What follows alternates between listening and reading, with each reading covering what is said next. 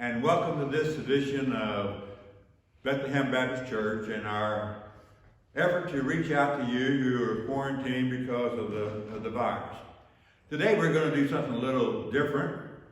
We're going to have the Lord's Supper at the conclusion of this. So if you did not get the message, you may want to pause right now and go get a piece of bread and something to drink in a cup.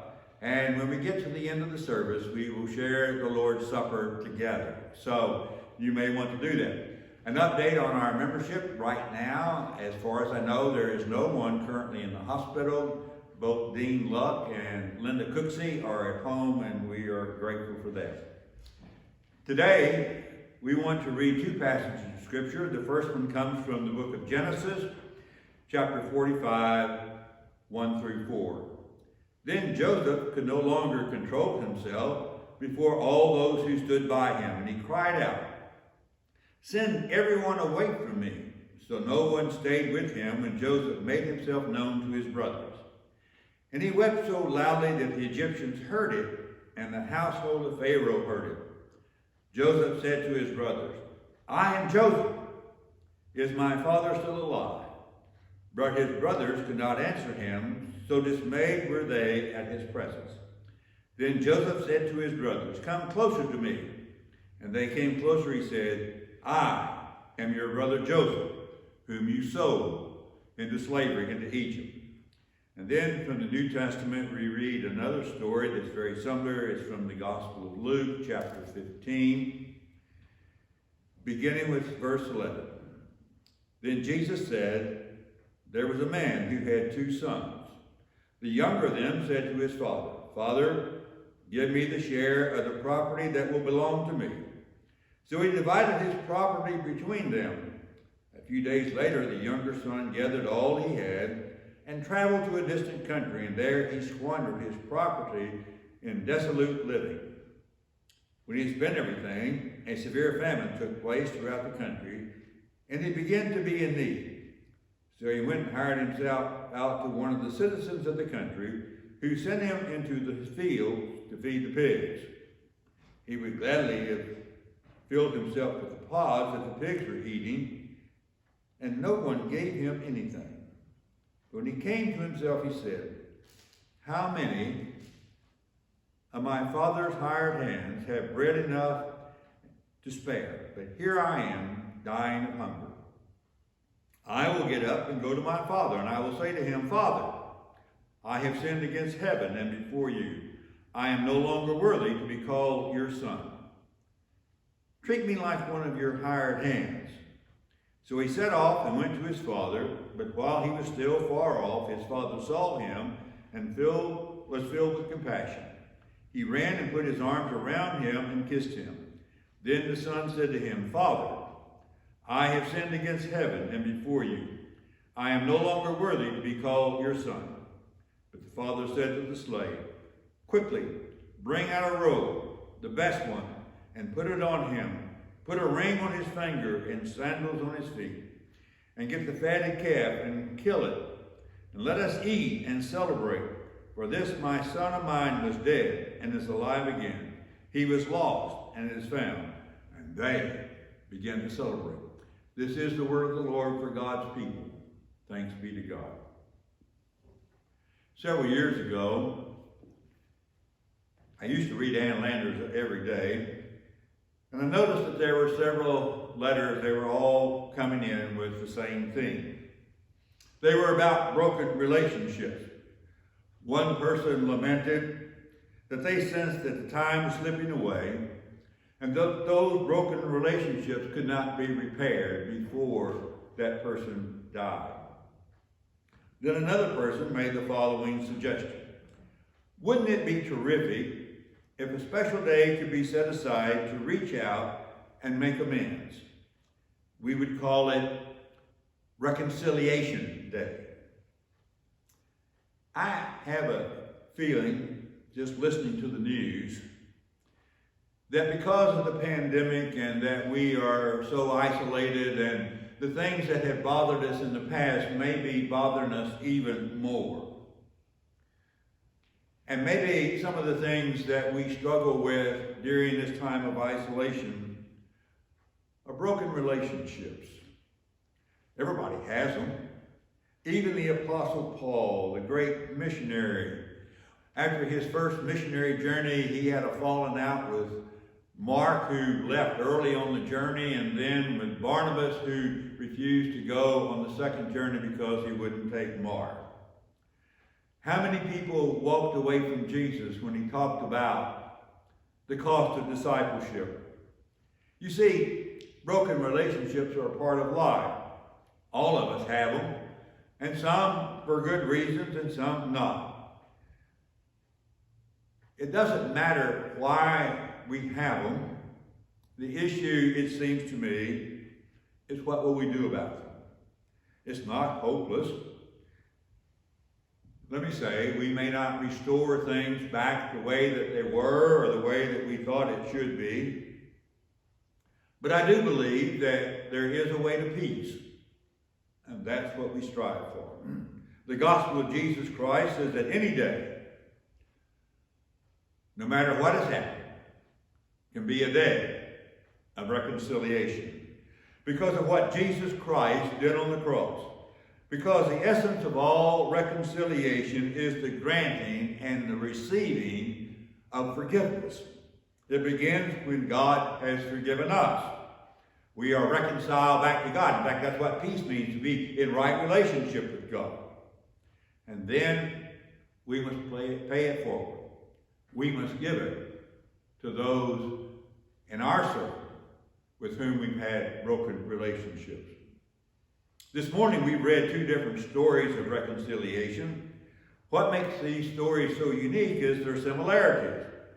In the first story in the Old Testament, it's a much longer story that's recorded in the book of Genesis. But if you go back and remember that story, Joseph was a brat. He was the youngest of 12 sons. He was his father's favorite. His father played favorites with him. His other brothers had to cow to him. There was a lot of jealousy and a lot of bad blood. One day, they sell Joseph to a slave trader that takes him to Egypt. They kill a lamb and put it on his coat of many colors, or put the blood on his coat and takes it back to the father and says, "Your favorite son was killed by a wild animal." We pick up the story today when there is a famine in the land of Palestine and there is no food.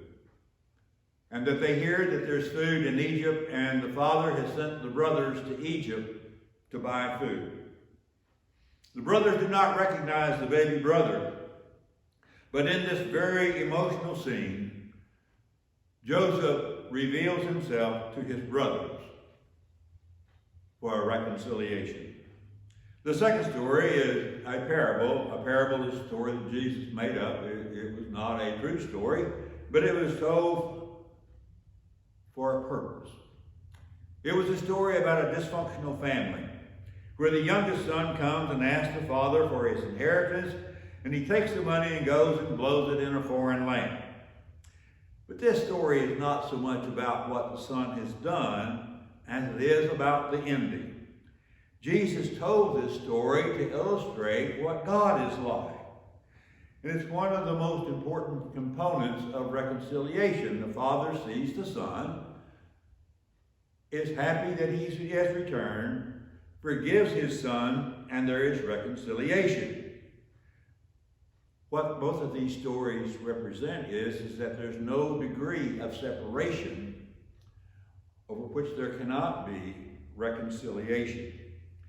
When we read these stories, we assume that they can happen. But I doubt if many of us have ever had a broken relationship, especially like that of Joseph. I mean, after all, his brothers beat him up. They sold him to a slave trader. And then when he got to Egypt, his master made him in charge of the house, and he was falsely accused and then put in prison. And there he met two other inmates who had dreams. And they asked Joseph what it meant, and he told them. The first one was that he was going to die. But the second one was going to be restored to his position in Pharaoh's court. And that one promised, when he got out, to tell Pharaoh about it. You see, it didn't happen that way.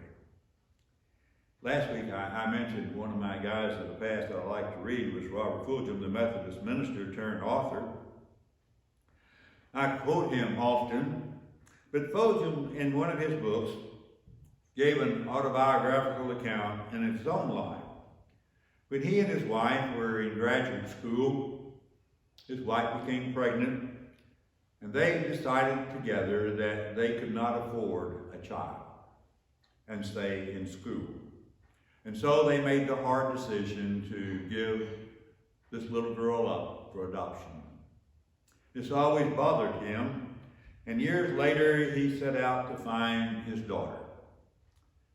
He found her, and after meeting with her, he wrote these words: "There is a difference between a family reunion and a reunion of the family." Hear that again. There's a difference between a family reunion and a reunion of the family. His daughter was still angry and wanted nothing to do with her biological father. They had a family reunion, but there was no reunion of the family.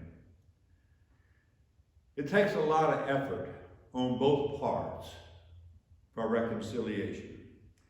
But I think that Fulghum did the right thing. And I think that he probably found a sense of peace knowing that he had reached out and had done all that he possibly could. After all, in the story of the prodigal, there's a breach with the older brother when he will not come in and celebrate in the party. You see, there's no guarantee that we can always restore everything the way that it is. But what it does, it brings a sense of peace to us. It could be said that Joseph and his brothers were not all that interested in a reunion of the family.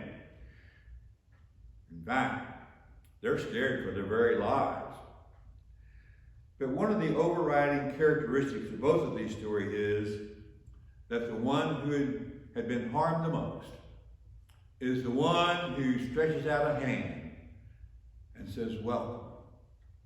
And in both cases, it was achieved not to a return of the past, but to something that was new and different. It seems to me that there are a lot of lessons for us in the church as well as in our own personal lives, because there's not a person that doesn't need to be restored to someone.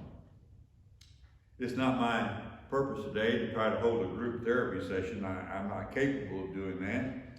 But I simply want to affirm something that I believe is essential to our faith, and that is that God gives us some principles that when we try to live by them, good things happen. A bit later, we're going to break this bread and drink from this cup, and you're invited to join us, as a reminder that it was out of the broken relationships of Jesus dying on the cross that we have any hope at all. What I want you to consider this morning is, in order to get beyond the brokenness in our lives, we first have to be reconciled to God. It all begins with our relationship with Him. One of the most common mistakes we make is that we want others to change, we want others to happen, and we want to leave ourselves as we are. We like to play that "somebody done me wrong" song. But the fact is, we've all been wronged, and we have wronged somebody else. We all have. We all have regrets about it. We may not want to talk about it. Rick Warren talked about folks in church, and he says there are some that need extra grace. Well, I suspect that all of us at one time or another have needed some extra grace.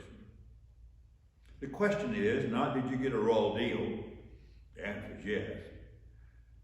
The question is not, did it hurt, or was it painful, or did it cause a lot of damage in life? It did. But what are we going to do about it?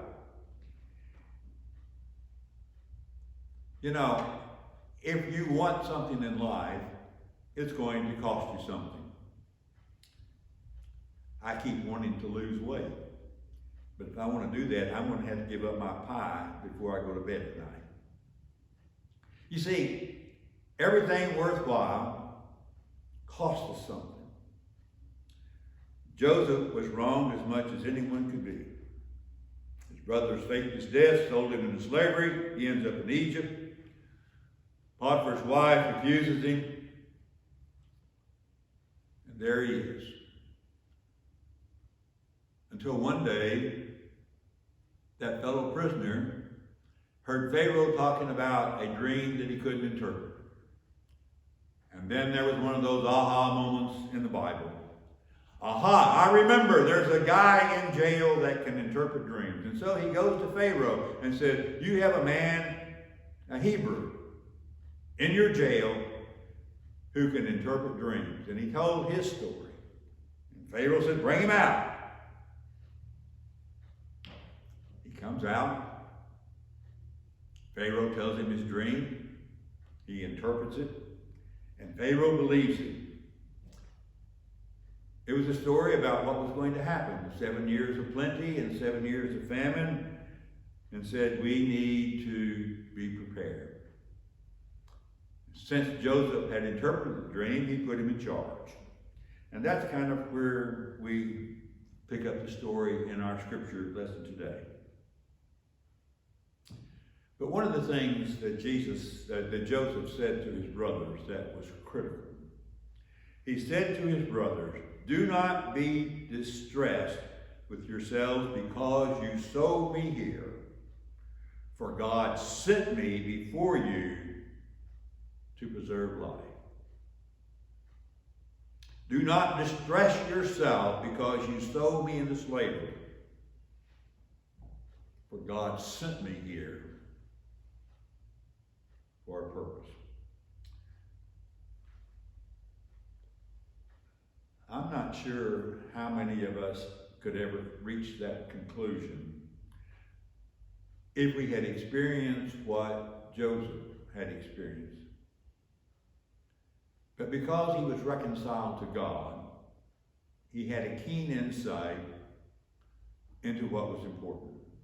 The father in the parable represents God. He is the epitome of reconciliation. The father does nothing wrong. He lets the son go, even though he knows that it's a bad, bad decision. It's the father who is wrong, but it is the father who restores the relationship. Both stories are about what I like to call meism. The brothers were jealous of their younger brother because he was daddy's favorite. I suspect that most families, one of the siblings, or some of the siblings, always think one is the parent's favorite. I think my brother thought that I was mom and dad's favorite. I wasn't, I don't think. But we still think that. But in this case, it was true. The brothers were feeling sorry for themselves. Their brother had more important roles than they did. And so they took their action. Yet it was Joseph and the father who made reconciliation possible. Most of the time when we talk about reconciliation, we want the other person to agree with us or to come to our point of view. In one of the old Peanuts characters, Charlie Brown and Lucy are having a conversation, and Lucy says to Charlie Brown, as sister and brother, you know what our problem is? We don't try hard enough to get along. In the next frame, Lucy says, I try, but you don't. And Charlie responds, so everything is really my fault? He asks. And Lucy yells, now you're trying. That's the way most of us want reconciliation, for the other person to capitulate to us and say, I'm wrong and you're right. But none of that happens in either of these stories.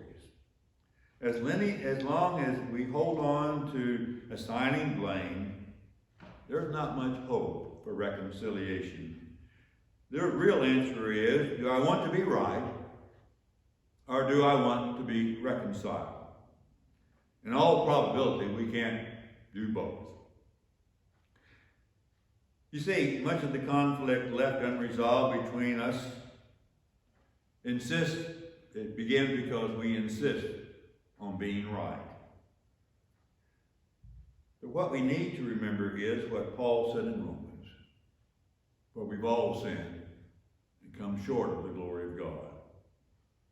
I saw in the paper this week that one of the businesses that's really booming are those attorneys who prepare wills and trusts because people are afraid they're going to die. And so they're going and updating or making their wills before they catch the coronavirus. What if we wanted to make sure that we do the same about our relationships and our spiritual life? To make sure that we are rightly connected to God and that we do as much as humanly possible, like Fulham, that we seek to restore those broken relationships. I'm not a Pollyanna. I know that we can reach out to many people and they don't want to be touched. They are happy where they are and being angry or whatever. I remember a true story, it happened to me. I was pastor of another church in another place. Secretary buzzed me and said a couple was in the office to see me. And when she told me that, I was not very excited because, frankly, these two people had been a thorn in the flesh all of my time there. I went to the door and greeted them. They walked in, and before the husband sat down, he said, "We want to come and apologize to you." He says, "I don't know how much longer I'm going to live." And he says, "I need to make peace with you." That's not happened to me but only a couple times in my life. I can tell you it was one of the most powerful moments that I've ever experienced. We didn't become buddies. Nothing really changed except there was a wall that was taken down. And it was one of the most powerful moments that I ever experienced talking with a church member. We want your forgiveness because we're not sure how much longer we're going to live. What if we could live every day as if it's the last day of our lives? What would we do differently? At the very core of the gospel message is that of grace and forgiveness. Most of us want grace and forgiveness, but we're not as anxious to give it to others. Think about the parable of the loving father. His son had deserted him. His son had rejected everything, an idea that his father stood for. But when the son comes home, my son who was dead is alive.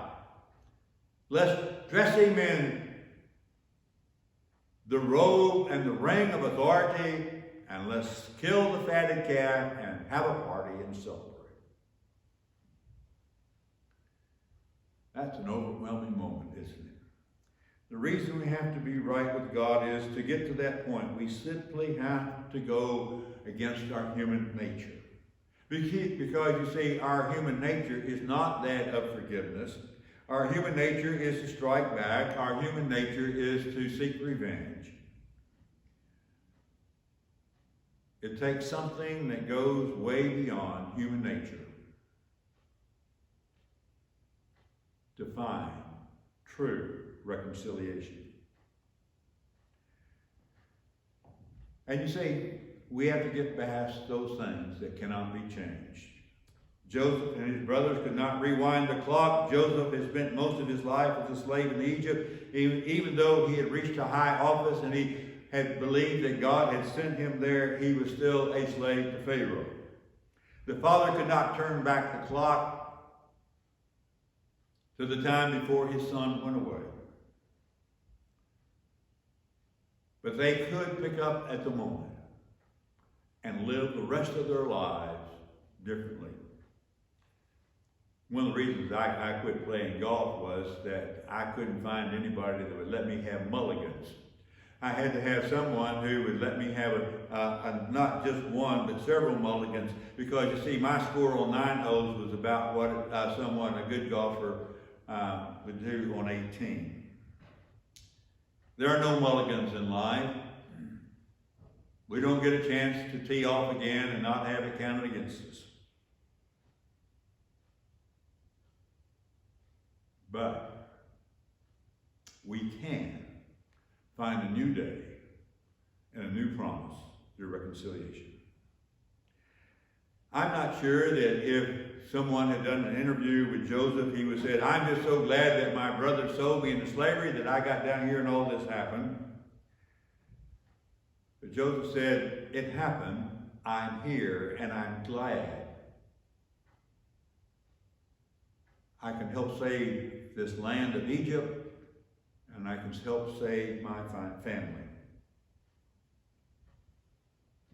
One of my favorite cartoons of the past was Pogo, that from the Okefenokee Swamp. He was the possum, if you remember that, telling my age. But he had one of the most memorable lines that I've ever heard. We have met the enemy, and he is us. When we hang on to unpleasant truths and old hurts, we go through life without reconciliation. But when we can give those up and turn loose of them, something wonderful happens. Think about Jesus.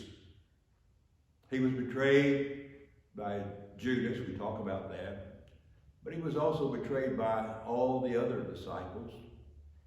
They ran away, they left him alone to die on a cross. And it was out of his brokenness that we have the hope of reconciliation. A few weeks past, we celebrated Easter and the resurrection. The resurrection couldn't happen without the cross. Jesus was betrayed. His body was broken. He shed his blood in a cruel death. But then came Sunday morning, Resurrection Day, and everything else changed. The irony of that is, our faith, our relationship with God and everything was born out of brokenness. It was only when the brokenness was taken in a very special way and not put back together the way that it was, but it found healing and grace. The words of the younger sons, I will arise and go to my Father, are important. But the words of the Father are the most important. My Son, who is alive, is home. The words of Joseph, you're my brothers. I want to be your brother again. Phujem wanted to reconcile with his daughter, but it didn't happen. Maybe it did later. But at least he tried. And that's the point. We can't always determine what someone else can do, but we can always determine what we will do. Today we're going to observe one of the greatest things of our faith, and that is the breaking of bread and the sharing of the cup. In the story of the upper room, they observed the ritual of Passover. The disciples were like a lot of Baptists. They were ready to leave when they had finished that, and Jesus said, sit down, we got to do something else. He took another loaf of bread. It didn't look like this, but it was a whole loaf. It was probably flat. And he said, I want to tell you what's going to happen. As he ripped the bread apart, it doesn't come apart easy. It doesn't come apart easily. And it's jagged, and it's rough, and it's vibrant. Jesus said, that's what's going to happen to me. And then he took a cup. And he said, what's in here is going to represent what's happening to my blood. It's going to be poured out. Jesus had a prayer, and then he shared it with his disciples. Would you have a prayer with me? Father, as we partake together in our own separate places, may we have that sense of oneness with you. May we also have that sense that we can make a difference in the relationships that we have. So now, as we come to this time of remembering, as we eat the bread and drink from the cup, may we be reminded again of your great love for us in Jesus Christ. If you're at home today, take that piece of bread and eat it.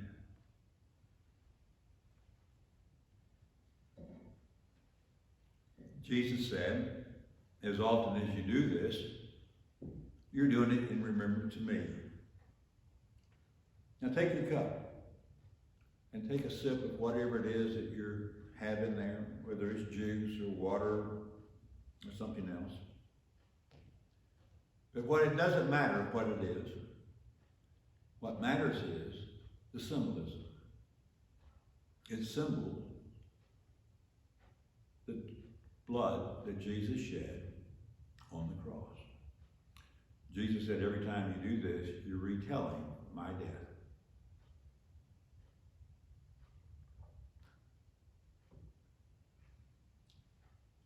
If we were here in the church, we would probably sing now, blessed be the tie that binds. Well, we're not in the church, but that tie that binds us together wherever we are, in whatever living room or kitchen or place that you are, the tie that binds us together is Jesus Christ. Again, would you join me in prayer? Father, we thank you for that tie that binds us together. We thank you for that love that has reconciled us to you. And now, as we live our lives, may we find new ways to be reconciled to each other and to be the epitome of what Jesus has called us to be, the one who loves his neighbor as himself. It's in the name of Christ we pray.